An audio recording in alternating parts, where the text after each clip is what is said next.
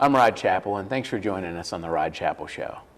This is a place where we bring sometimes complex legal issues to the public.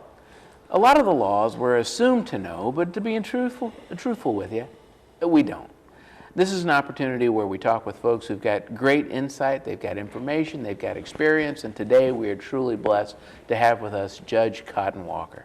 He served as a judge at 2 levels, both at Jeff City Municipal Court and now at the Circuit Court level, and is a guest here, a returning guest, I'm happy to say. I'd like to thank Judge Walker for being here, and we want to talk about how things work in your court. Well, I appreciate that, and thanks for having me back. This is at least my 3rd time, if not maybe 4th, I'm not sure, and we've talked on various things. And sometimes what I like coming here and doing is it's really just an extension of a conversation that we might have in the community or at the courthouse. Yep. Sometimes in the middle of court as we're talking. And one of the things when we talked about meeting this time that we've talked about is, regardless of where I'm serving as a judge, there are rules for the lawyers and litigants that apply, and of course the judge has rules as well, rules regarding our professional responsibility and ethics. Yes. And after talking with you, I know you've been to every level of court as well, municipal court, circuit court in various circuits all over the state, and I don't know if you've appeared in other states probably in your practice, as well as courts of appeal and beyond, and that was my practice as well. Yep. Now being a full-time judge, I don't get out and see the world as much. They come see me. So, but I've also presented to different groups on rules of ethics for lawyers and judges, and I've trained judges and lawyers at various times and opportunities. And so this summer, and I think it's a good topic to talk about because it's sometimes people forget, even lawyers forget, that there are rules that govern how they practice in and outside of the court. So this summer I presented to the Missouri Municipal Attorneys Association on their request kind of a reference to our rules of professional responsibility, and to make it somewhat interesting because lawyers sitting listening to a judge talk about ethics to keep their attention, I styled it in the top 10 things that will get you thrown out of my court. All right. And I'd be happy, since you've appeared in lots of courts, to hear your perspective and also any anecdotes, as I did with that audience when I presented back in July. So if that's okay, I'm going to do this in the old David Letterman way of doing things. So it's top 10. So you start with number 10. Well, sure. And they're not necessarily in order from most important to least important or vice versa, but you'll go with me. So number 10 thing, the top 10 things you're thrown out of court is perpetual tardiness. That's tardiness showing up for your court dates, but also how you move your cases. Yeah. And that's not just a judge being picky like a teacher when you're in school or something, but there are rules that govern that. And I know you've had that experience sometimes with opposing counsel. Yep. Unfortunately, sometimes with judges as well. And the rules of professional responsibility, the judges have their own canons, and they're bound by the lawyer's canons, obviously. So our rules of professional responsibility for lawyers has a preamble which has 13 different bullet points, if you will, 13 different canons. Yes. And in preamble number 4, one of them says, number 4 says, in all professional functions, a lawyer shall be competent, prompt, and diligent. And so prompt is right in the preamble, right when you start the rules, less than a half page down, you got to be prompt. Wow. That's a heck of a concept, because you think, you need to know the law, you need to be able to, of course, as a lawyer, find clients and be able to talk to your clients, and then be on time. right? I mean, yes. in every sense of the word, right? Yeah. Be on time for court. Yeah. Obviously, you can't miss a No, court date no. or a court setting, but also move your case along. Now, in litigation, and you've been in litigation, it constantly moves, Yep. and there are guidelines on judges, especially in criminal matters, to make sure they move for the protection of the rights of the defendant and the protection of the rights of the victims or the state. So the judge has that role in between those to move. And so, you know, I do use the term perpetual tardiness.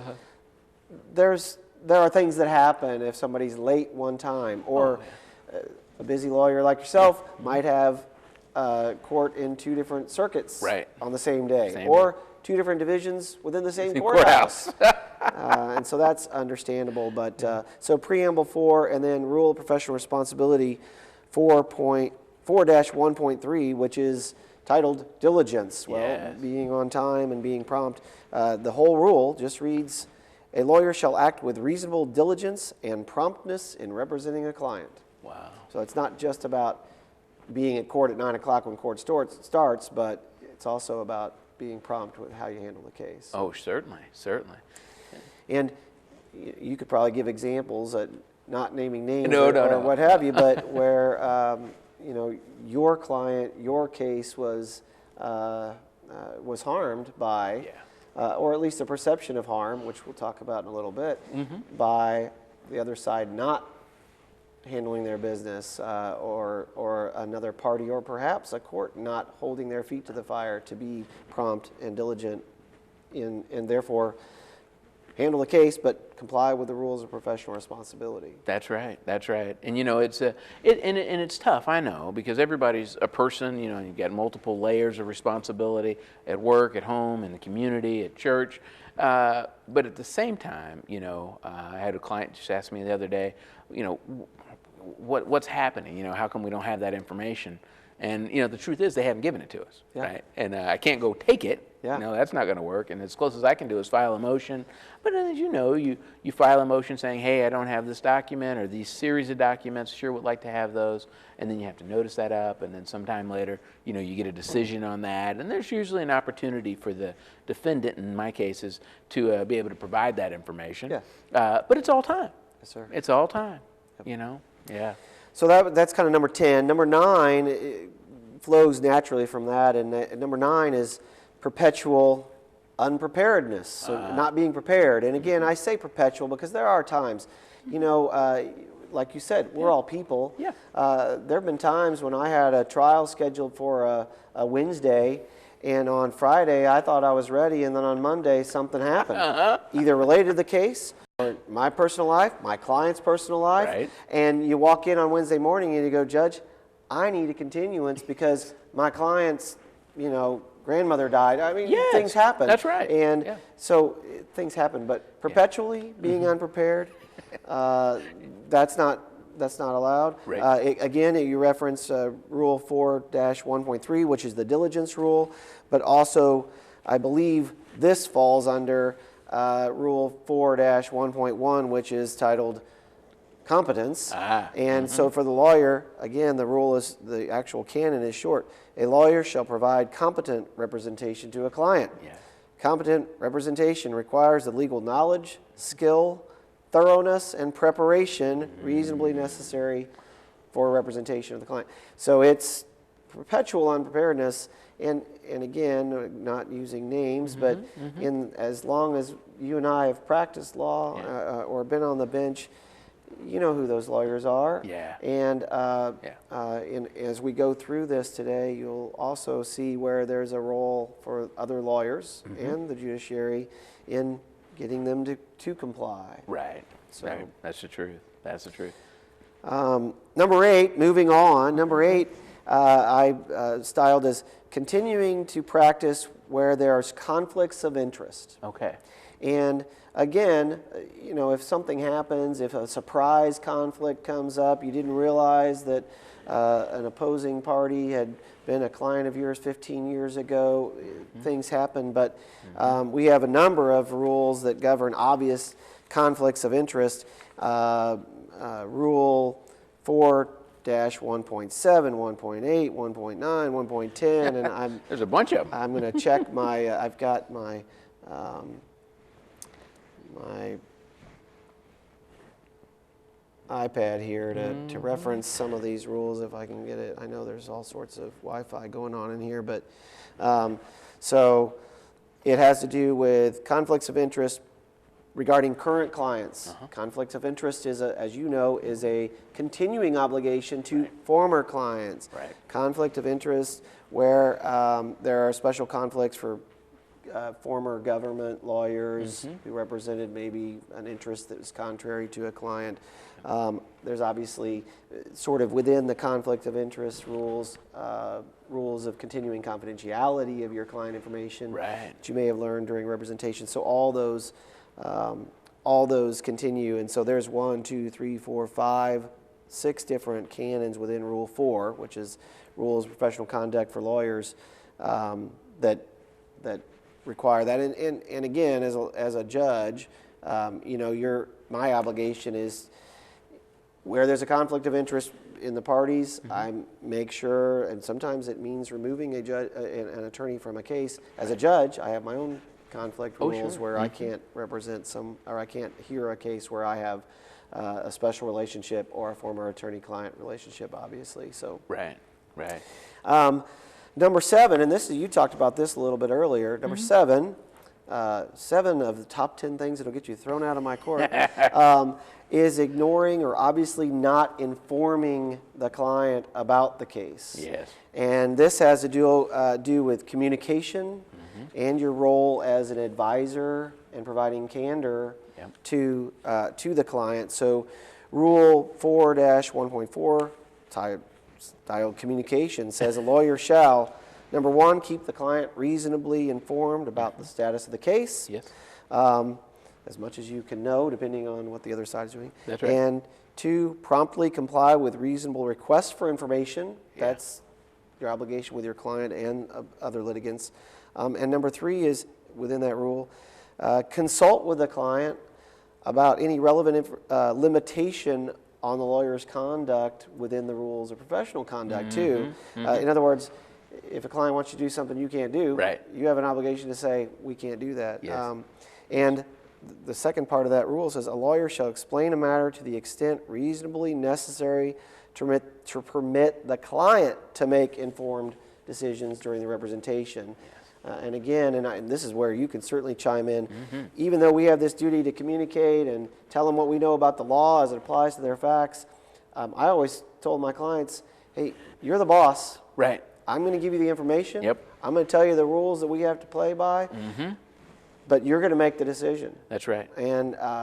But to do that, you have to give them every piece of information you can when you have it. That's right. That's right. So that's the diligence and communication. Yes, yes. And whether it's issues like settlements, you know, sometimes, you know, in the personal injury context, you know, clients will often ask, well, you know, what in your experience is reasonable or fair, versus the other hard question is, just do whatever you think. And I'm like, no, we're not allowed to do that. No, you actually have to decide. And then, you know, that brings up another issue that I faced. You know, sometimes you have folks who've had, you know, critical injuries, maybe a traumatic brain injury. You know, that can be anything from a concussion to a very serious head injury. I had one person who had a very hard time with short-term memory. The entire time we had the case, called no less than 3 times a week. For the same update. Same you question. Know, and was not big on written communication. And so, you know, you have to recognize, you know, folks where they are and do your best to serve them. And in the context of professional responsibility, to show that you're communicating, especially if somebody has that issue, you do document it, you do send it to them in writing, whether they're a big fan of that or not. Right, that's right. So number 6, and I'm going to read, this is a little bit longer rule, but I'm going to read it because I think it's important. Number 6, thing that will get you thrown out of my court, or why you need to comply with the rules of professional responsibility is a lawyer shall not argue points not in evidence and not in the law. And this is under Rule 4-3.3, which is candor toward the tribunal.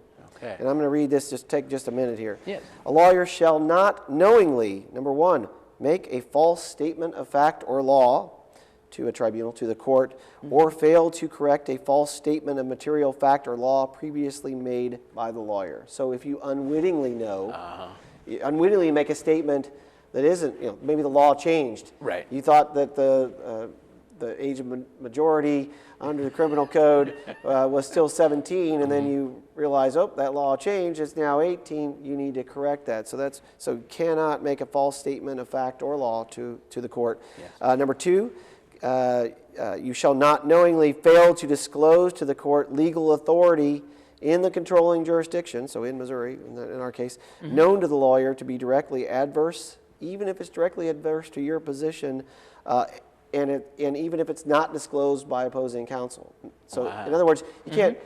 It doesn't mean you have to tell them that it's out there, but you can't lie about it. Right. You can't not tell the court if the court operates under the wrong assumption about the law. Yes. Yes. And this seems more obvious, but it kind of ties it into litigation. A lawyer shall not knowingly offer evidence that the lawyer knows to be false. And this sometimes comes up in criminal practice, particularly, Yes. where you have a client who makes a false statement under oath. You have an obligation. Has that ever happened to you, where you have an obligation to basically call a timeout? Yes, that's right. That's right. I've been very fortunate. I've caught it a number of times before it got out of the gate, so to speak. Where that the facts as you understood them, whether through the private communications between a lawyer and counsel, and we don't have to disclose those. But at the same time, you can't sit there and be mum's the word while your client's running down the trail with some other tale. Right. And so I've been able to shut that down. I only had, in one instance in municipal court, it wasn't at the circuit court yet, but where an attorney whose client was on the stand made a statement that he evidently believed to be false. He stopped, he said, Your Honor, in the middle, and this is the obligation of the lawyer. Yeah. So if your own client lies under oath, yes. He said, Your Honor, I asked for recess. And then after we went off the record, he said, Your Honor, I asked for leave to withdraw. Wow. And when the court asks why, the lawyer still has an obligation to the client. Yep. And so the lawyer said, I can't tell you why. Because he doesn't want to get the client in further trouble. Right. But at the same time, frankly, I knew why he was asking to withdraw, and we handled it in a different way. But that's that obligation. So so back to the point is, if you argue things not in evidence or not in the law, that'll get you rebuked from this court, get you thrown out of my court. Haven't actually thrown a lawyer out, but that's. I imagine most would be running out at that point. Right. The next top 10 thing that'll get you thrown out of my court, or the rules of ethics, is actually more directly related to the judge. And so number 5 would be, if you put the judge at risk, mandating recusal from the case, mandating that the case, a mistrial if you got a jury trial, or a continuance. And it's usually because of either ex parte communication or some other conduct that creates the appearance of favoritism or impropriety because of that communication. Ex parte communication would be communication by a lawyer to a judge without the other side present. Ex parte, Latin, lawyers love Latin, is literally without the other party, ex parte. And so what this does is it puts it on the judge, and the judge has in our own Code of Judicial Conduct, which is Rule 2, lawyer in Supreme Court rules. Rule 4 is the lawyer's responsibilities, professional conduct. And the judges have a few canons. 1, a judge shall uphold and promote the independence, integrity, impartiality of the judiciary. That's on the judge. And avoid impropriety and appearance of impropriety. Yeah. So that's the don't, as a judge, lawyer, don't get me Right. in trouble. Don't make it look like I'm playing favorites when you come in and try and talk about the case. Right. So Right. Right.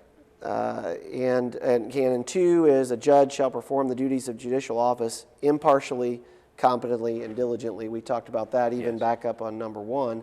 There are some judges who are perpetually tardy, and that's a no-no too. And then the other part of that, putting a judge at risk, is Rule 4-3.5, which has to do with a lawyer's duty toward impartiality and the decorum of the tribunal, or decorum of the court. In fact, it says in that rule, a lawyer shall not seek to influence a judge, juror, prospective juror, or other official by means prohibited by law, shall not communicate ex parte with such a person, judge, juror, or otherwise, during the proceeding, or communicate with a juror or prospective juror even after discharge of the jury, unless there's a specific order saying you may. So that's why that will also get you in trouble with the court if you don't comply. So Yes. Number 4, it kind of goes back to the unprepared part, but there it brings into light another rule, and that is sending a surrogate, or sometimes someone who works under you, to court or to handle a matter who is unprepared, especially if you do it on purpose. Right. Sometimes this happens where maybe the court has said, hey, on that date, we're going to hear this motion. Right. And then you don't show up and you send your junior associate. He goes, Judge, I don't know anything about the case. Right. Well, that might be a little problem for that young lawyer. Yes. Yes. But we have a specific rule that says it's also the responsibility of the partner or the managing attorney on that case. Yes. Rule 4-5 says, and it sets out a number of responsibilities of partners or supervisory attorneys. It's not just old, young, but it's also partner to partner, or and sometimes say, hey, can you just cover for that? Right. Cover that for me, Mr. Chappell, and sometimes you're willing, but sometimes you get burned. You show up and they're like, well, this is a show cause hearing on how come this didn't happen, or why this information didn't get provided, or why you didn't do what I said to. Yeah. And that's very surprising. And for the viewers at home, show cause hearing, as Mr. Chappell was talking about, that's kind of like the last thing before the or else is imposed. Right, that's exactly it could be a warrant for a client, it could be sanctions on the case. Yes. The show cause hearing, and if they don't tell you, if they go, oh, it's just a regular appearance. Just checking on status. And so, you and I have worked in different types of law firms, and I've had superiors and those who worked under me, and I see that sometimes. While I was on the bench at municipal court, we had law day once a month. Lawyers were there every week sometimes, but and there was one firm in town who shall remain nameless, but every now and then, if they had some cases and I saw one particular partner walk in, I knew that they were only there because they wanted all their cases continued. And again, like I talked about at the beginning of number 2, Right. I have an obligation as judge to the defendants, sure, protect their constitutional rights, but also to the victims and the state or the city in that case to move the cases along to resolution. And so that's a no-no. Number 3, top 10 things. We're almost to the top. Top 10 things that will get you thrown out of my court is abuse of court clerks, court staff, or the judge's staff. Right. This falls under, let's see, it's the no-duh rule. That's right. And there's actually in the preamble to lawyer's responsibility number 5, a lawyer's conduct should conform to the requirements of the law, and a lawyer should demonstrate respect for the legal system and for those who serve it, including judges, other lawyers, and court officials. Yes. And you've, not that I've ever had a problem with Mr. Chappell, but you've probably heard me say, hey, my court staff is an extension of the court. That's right. And that's right.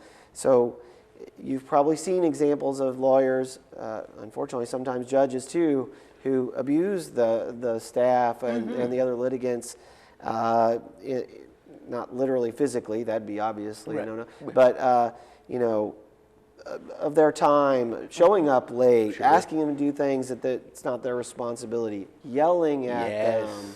Yes. So Yeah. maybe you have an example you could give without naming names. Well, absolutely, absolutely. In a jurisdiction far, far away, I had gone down for an appearance for a co-counsel in another case, and so I'm there sitting there in the gallery and waiting for the case to be called, and the judge at that point starts telling some jokes. They weren't funny. Oh, yeah. They weren't funny. They were kind of demeaning and sexist, and so I think somebody else took that issue up with him at a different juncture. But that was kind of disconcerting because you could just see the poor staff sitting there, and they kind of shrink away, and they don't want confrontation and everything. And after all, the judge is in charge of the courtroom, but not to treat it like that. Yeah, and where sometimes as the judge I have seen it or heard about it is somebody might be lawyer, certainly we're talking most about the lawyer's responsibility, but also litigants. In front of the court, they are, yes, your honor, yes, sir, absolutely. Right. And then it's like the switch goes off, they go out the door 40 feet away, and the clerk says, okay, you pled guilty, I need you to review this document and sign it, and then they go, they yell, they curse. Yes. No, and lawyers have done that. I've done that too. No, so that's a no-no. It's just no reason to ever behave like that. That'll get you thrown out of my court. And rightfully so. Number 2, top 10 things that'll get you thrown out of my court is if you break the law. Yeah, right there in court. Break the law. Okay. And the examples I give, one is assault a litigant or opposing counsel. I've heard stories about attorneys literally getting into it. I've not seen that. I have seen a lawyer strike a party in a courthouse. Wow. And of course that's, no. Should not happen. I don't know if you've seen that. I haven't seen the outright assault, in depositions. They can get heated at times, and I was in one as a young lawyer, and I saw 2 lawyers, and they were like, we're going to go out in the hall. And it turns out they did go out in the hall, but it ended up getting resolved. It was just, them fussing at each other. At the same time, you don't need that level of acrimony either, do you? No. And so that preamble rule I just talked about shall conform at all times to the requirements of the law, obviously, but also Rule 4-8.4 having to do with, literally it's titled misconduct. It is professional misconduct for a lawyer to violate these rules of professional conduct or knowingly assist or induce someone else to do so. Part B, commit a criminal act that reflects adversely on the lawyer's honesty, trustworthiness, or fitness to be a lawyer in all respects. Engage in conduct involving dishonesty, fraud, deceit. These are straight in the rules. Wow. And I point out, I didn't hit this at the top, but the lawyer's responsibilities, professional responsibility, while I say shall not commit a criminal act, well, I'm mostly talking about what happens in court and in litigation. But the rules of professional responsibility, right in the preamble, they don't say speeding, do they? They don't say speeding. Oh, good. But they do say that the lawyer's responsibility is at all times, not just when you're in court. In other words, you can't go, oh, well, I'm going to act like a lawyer when I walk in the courthouse, but the rest of the time I'm going to be a stinking drunk. Or a criminal felon or deal drugs or whatever. So that would be a violation of the rules and would get you thrown out of court. And that's the other example that I have unfortunately seen on a few occasions is, I used it as a funny example, but don't be drunk in court. Right. That would be a violation of the rules of professional conduct and perhaps of the law. So absolutely. And I don't know if you've had that experience with a lawyer involved in a case. I haven't seen them drunk in court, or let me say this, but I had my suspicions on their cognitive abilities. You did not conduct the breathalyzer. Right.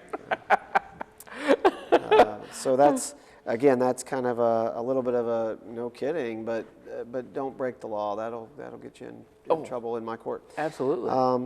Judge, and should we, before we get to number one, what if we took a little break and then come back, or do you want to do we can do that, and then I've got one other thing that we can talk about too. So. Okay. All right. Well, let's do it. Let's do it. Thanks for joining us on the Rod Chapel Show. This is an exciting and a fun topic because many times people say, well, how should we behave? You know, how do you know if your lawyer's doing the right thing in court?